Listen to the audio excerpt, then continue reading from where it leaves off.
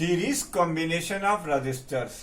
Register series में कहलाएंगे अगर same current flow through the each resistor when some potential difference is applied across the combination. आज पता नहीं क्या हो रहा है, ये दूसरी बार ऐसा हुआ है कि मैं थोड़ा सा लिख पा रहा हूँ, वीडियो कट जा रहा है। खैर कोई बात नहीं, हम हार मानने वाली पार्टी नहीं है। देखो मैं तुम्हें समझाना क्या चाह रहा हूँ, जो 10th में तुमको नहीं सिखाया गया था वो 12th में तुमको इसमें सीखना है। क्या सीखना है बाबू? ये जो ए पॉइंट है वो बैटरी के पॉजिटिव टर्मिनल से जुड़ा हुआ है और ये जो डी पॉइंट है वो बैटरी के नेगेटिव टर्मिनल से जुड़ा हुआ है। एक बात ध्यान में रखना, हम लिखने जा रहे हैं VA minus VD is equal to B। पहली चीज तो ये ठीक। अब यहां से निकली एक करंट, तो करंट जहां से रजिस्टर में एंट्री लेती है वो प्लस होता है, यानी हाई पोटेंशियल रीजन। जहां से लीव करती है वो माइनस होता है, यानी लो पोटेंशियल रीजन। फिर इसमें एंट्री लेगी तो इसमें ये हाई पोटेंशियल होगा और यहां से लीव करेगी तो ये लो पोटेंशियल होगा। ये फिर यहां एंट्री लेगी तो यहां हाई पोटेंशियल होगा और यहां पर लो पोटेंशियल होगा। ठीक, इसका मतलब यहां से यहां तक जाने में पोटेंशियल का ड्रॉप होगा, इसे हम V1 से कहेंगे। ठीक, यहां से यहां तक जाने में पोटेंशियल का ड्रॉप होगा, B से C तक जाने में, तो इसे हम V2 कहेंगे। और C से D तक जाने में भी एक पोटेंशियल का ड्रॉप होगा। 3 डिफरेंट रजिस्टर्स, 3 डिफरेंट पोटेंशियल्स। तो अब हम एक चीज और लिखेंगे, ध्यान से देखते जाएंगे। V1 जो है वो क्या है? VA माइनस VB है। V1 की वैल्यू क्या है? VA minus VB। 2 वीडियो और बन जाए कोई फर्क नहीं पड़ता, लेकिन आपको समझ में आना चाहिए। How will you identify the resistors are in series? ये तरीका है कि आप एक करंट फ्लो कराओ, एक करंट अनडिवाइडेडली जब तक रहेगी, यही सेम करंट यहां से यहां तक जा रही, तो हम इसे क्या कहेंगे?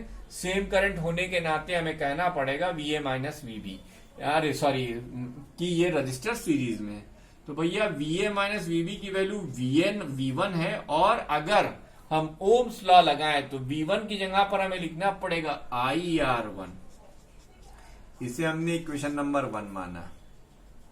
ठीक, इसे हमने इक्वेशन नंबर 1 माना। ऐसे ही अगर हम इसके और इसके बीच के पोटेंशियल की बात करें तो हम लिखेंगे VB माइनस VC। देखते जाओ भाई, VB माइनस VC की वैल्यू क्या होगी? V2, और V2 की वैल्यू क्या होगी? IR2। ठीक, इसे आप इक्वेशन नंबर 2 कह दीजिए। ठीक, उसी तरीके से अगर हम कहें VC माइनस VD तो ये क्या होगा? V3 होगा और ये IR3 होगा। ये तीसरी बात होगी। ठीक, 3 रजिस्टर थे, तीनों के पोटेंशियल ड्रॉप हमने उनके पॉइंट के भी टर्म्स में लिख लिए और उनकी वैल्यू के भी टर्म्स में लिख लिए ओम्स लॉ लगाकर। अब हम ये कहते हैं, now I am going to tell you that, कि हमने इन तीनों की जगह पर, ध्यान से देखिएगा, हमने इन 3 रजिस्टर्स को हटाया है, हटाकर एक रजिस्टर लगाया है, हटाकर एक रजिस्टर लगाया है RS। ये जो पॉइंट है A है, ये जो पॉइंट है D है, और इसमें जो करंट फ्लो कर रही है वो I है। ठीक है बेटा, प्लस माइनस। ठीक, और इसका अप्लाइड पोटेंशियल V था, तो क्वाइट नेचुरल है ये V होगा। देखते जाओ कैसे। देखो भाई, यहां से अगर तुमने I करंट फ्लो कराई तो VA माइनस VD, इसकी वैल्यू V ही तो होगी। अरे भाई, जो पोटेंशियल A और D के बीच में होगा वही पोटेंशियल तो A के पॉजिटिव इलेक्ट्रोड से और D इसके निगेटिव इलेक्ट्रोड से एडेड है।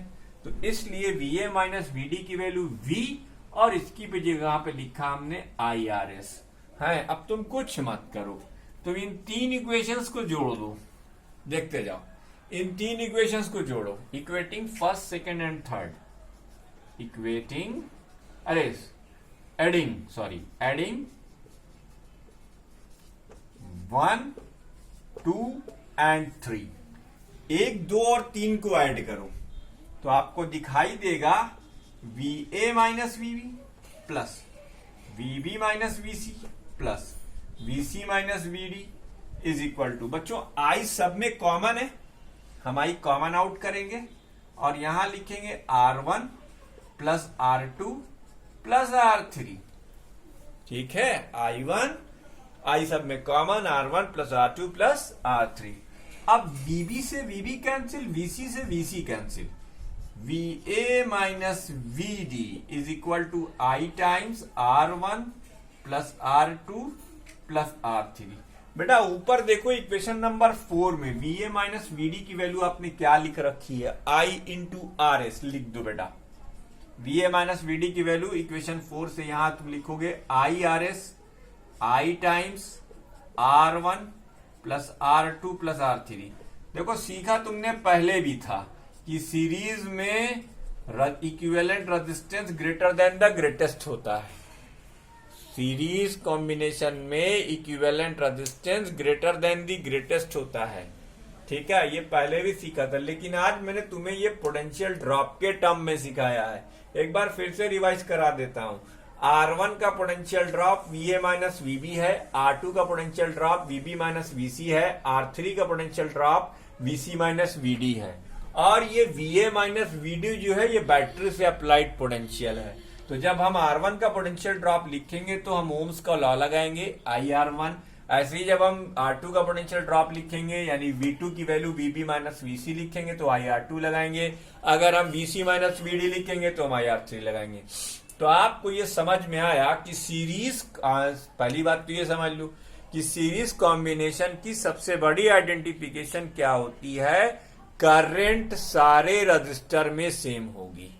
करंट सारे रजिस्टर्स में सेम होगी।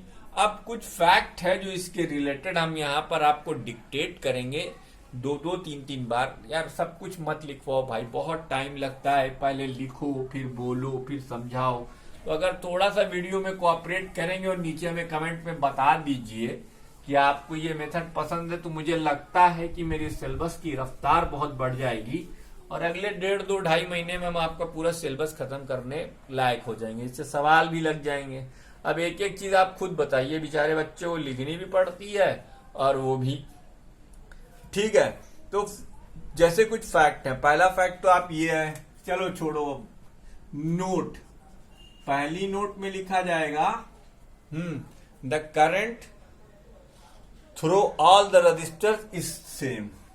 The current through all the, रुक जाओ टाइम खराब हो रहा है, रजिस्टर्स आर सेम। एक काम करते हैं, वीडियो को पॉज करके सारे स्टेटमेंट लिख लेते हैं, फिर वीडियो को ऑन करते हैं।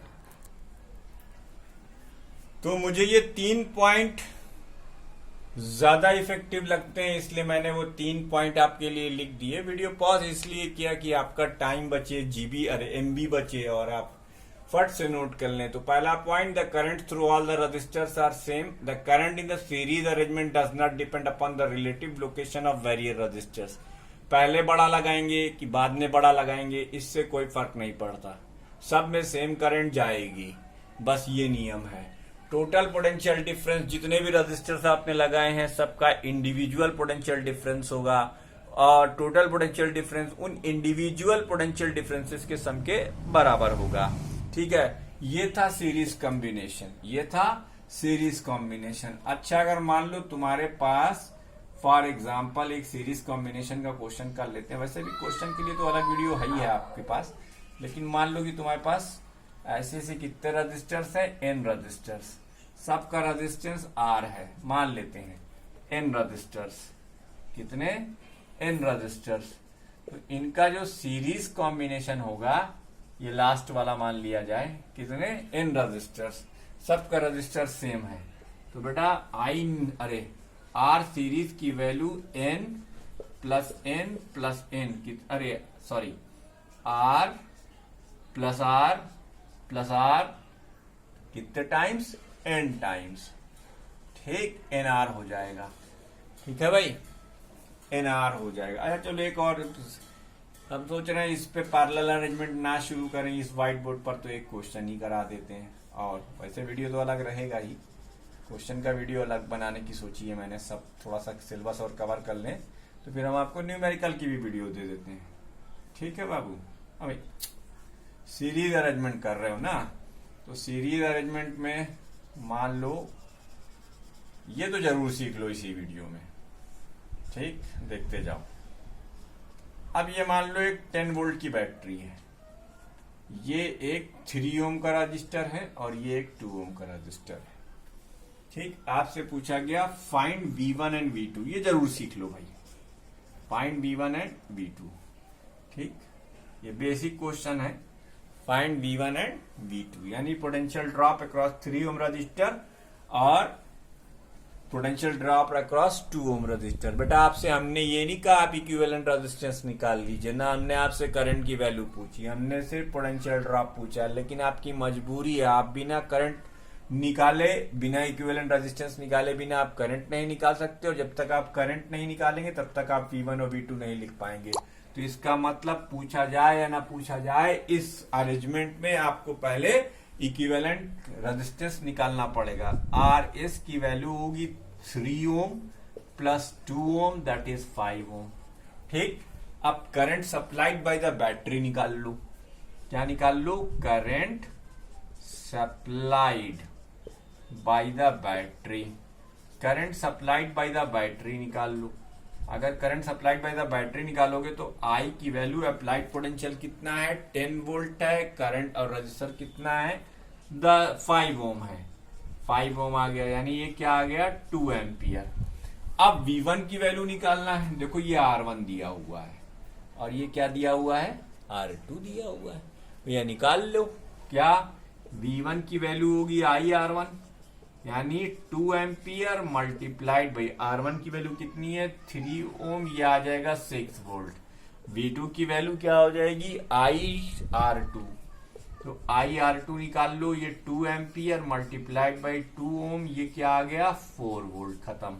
तो ऐसे सीरीज अरेंजमेंट में हम पोटेंशियल कैलकुलेट करते हैं। तो नटशेल में आप 3-4 बातें समझ लीजिए। सीरीज और कॉम्बिनेशन की पहचान कैसे करेंगे, जब तक करंट डिवाइड नहीं होगी, अनडिवाइडेड जितने रजिस्टर से पास करेगी वो सारे के सारे रजिस्टर्स सीरीज में कहलाएंगे। सीरीज अरेंजमेंट में आप सीधे सीधे रजिस्टर्स को अलजेब्रिकली सम करके दिखा सकते हैं, जैसे हमने ये एग्जांपल में आपके लिया, फिर हमने एक छोटे से एग्जांपल में आपको दिखाया कि individual potential differences of resistors calculate करने के लिए हमें इक्विवेलेंट रेजिस्टेंस निकालना ही पड़ेगा, हमें करंट निकालनी ही पड़ेगी, बिना इसके काम नहीं हो सकता। और अच्छे क्वेश्चंस के लिए थोड़ा वेट करिए, वीडियो आती है आपके पास, ठीक। तो देवियों और सज्जनों, अब हम लोग करेंगे पैरेलल अरेंजमेंट। क्या करेंगे, पैरेलल अरेंजमेंट। अब देखो पैरेलल अरेंजमेंट करना है, बढ़िया से करना है।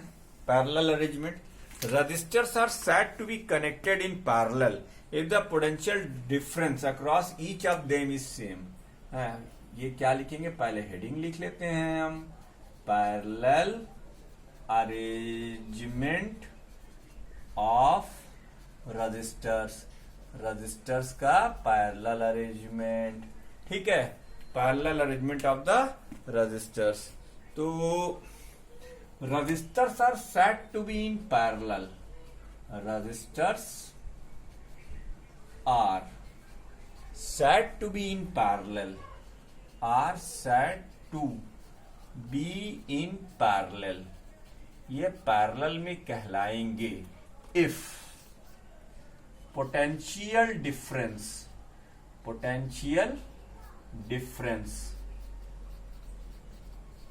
across all the resistors are same, across all the resistors are same, all the resistors are same। ये पैरेलल कॉम्बिनेशन की डेफिनेशन हो गई, ठीक, ये पैरेलल में कहलाएंगे। अब देखो ये कैसे हम लोग डिस्कस करेंगे, how will you proceed to identify. चलो पहले हम एक रजिस्टर लेते हैं, ये देखो, ठीक, यहां से मान लेते हैं हम एक करंट I1 फ्लो कर रही है और इसका रेजिस्टेंस R1 है, ठीक है। कहीं से आई है करंट, अभी कहां से आई है बताते हैं, थोड़ा सा सब्र करिए। एक आपने दूसरा, तो ये तो मैं बता ही चुका हूं, करंट जिधर से एंट्री लेगी वो पॉजिटिव टर्मिनल, जिधर से लीव करेगी वो नेगेटिव टर्मिनल। I1 करंट, बहुत ध्यान से, ठीक है। उसके बाद हमने एक दूसरा रजिस्टर भी लिया है, बहुत बढ़िया। इसमें हम मान रहे हैं कि I2 करंट है। बेटा करंट खुद से नहीं चलती है, और ये अभी हम आपको साबित करके दिखाएंगे, I2, ठीक। ऐसे ही हम एक तीसरा रजिस्टर लेंगे। क्या लेंगे? एक तीसरा रजिस्टर भी लेंगे। देखते जाओ, थोड़े से सब्र के बाद ये तीसरा रजिस्टर भी आ गया आपका। इसमें करंट मान लो I3 जा रही है, प्लस साइन यहां पर है, माइनस साइन यहां पर है, ये I3।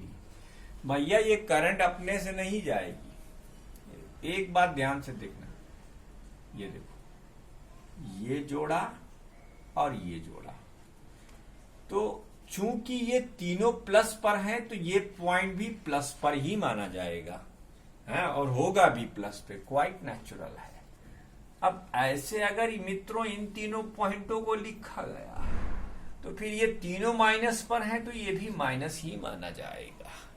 अच्छा, अब जाहिर सी बात है, करंट आई है तो रास्ता तो बताना पड़ेगा। करंट हमेशा बंद रास्तों पर चलती है, ये मैं आपको बता चुका हूं। सर्किट का कोई भी पॉइंट ओपन हुआ, करंट बैटरी से बाहर नहीं आएगी। तो मित्रों यहां पर ये प्लस और माइनस देखिए, ठीक है, ये देखिए साहब, ये देखिए। अब आपको खुद अंदाजा हो जाएगा कि प्लस के साथ ये प्लस, तो इस प्लस की वजह से R1 का ये सिरा पॉजिटिव, R2 का ये सिरा पॉजिटिव और R3 का ये सिरा पॉजिटिव, और तीनों कॉमन पॉजिटिव पॉइंट से, और वो पॉजिटिव पॉइंट बैटरी के पॉजिटिव इलेक्ट्रोड से। वैसे ही बैटरी का नेगेटिव इलेक्ट्रोड, ये नेगेटिव, तो फिर ये भी नेगेटिव, ये भी नेगेटिव, ये भी नेगेटिव। क्यों? क्योंकि ये तीनों के तीनों रजिस्टर के ये एंड जो है वो इससे जुड़े हुए हैं। तो अब आप कह सकते हैं कि जो भी पोटेंशियल आप यहां अप्लाई करेंगे, वो पोटेंशियल इस पर भी होगा, वही पोटेंशियल इस पर भी होगा, और वही पोटेंशियल इस पर भी होगा। अब आप इसको जितने चाहे उतने नाम देते रहिए, लेकिन नाम देने से कोई फायदा नहीं होगा। वहां क्या डिवाइड थी? वहां करंट डिवाइड थी। यहां क्या डिवाइड है? वहां क्या डिवाइड, हाँ, वहां क्या डिवाइड था? पोटेंशियल। यहां क्या डिवाइड है? करंट। चलो बेटा, तो हम I1 की वैल्यू लिखेंगे। I1 की वैल्यू होगी V/R1, that is current through resistance R1। ये R1 से जाने वाली करंट है, ठीक है, I1। अच्छा, उसके बाद ऐसे ही हम लिखेंगे I2। ये क्या होगा? V/R2। ये करंट थ्रू रेजिस्टेंस R2 होगी। I3 ये क्या हो जाएगा? V/R3। ये करंट थ्रू रेजिस्टेंस R3। एक काम करो, इनको हटाओ और एक रजिस्टर लगाओ।